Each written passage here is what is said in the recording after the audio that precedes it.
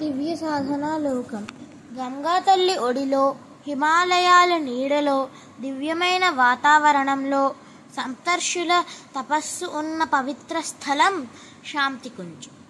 బ్రహ్మవర్చస్ గాయత్రి తీర్థం.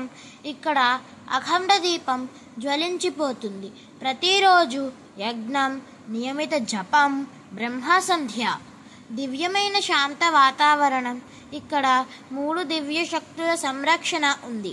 ఇది దివ్య సాధనా లోకం. శరీరానికి విశ్రాంతి, ఆత్మలో అలజడి లేదు. ప్రశాంతమే ఈ సమాధి ద్వారా దివ్య దర్శనం. సాధకుడు తనను సవితాకే అర్పిస్తాడు. అప్రమేయమైన సమర్పణ. సర్వం విడిచిపెట్టి ఆ సవితాలో లీనమవుతాడు. అక్కడ భక్తుడు, భగవంతుడు ఒకటే, ఏకత్వం, అద్వైతం.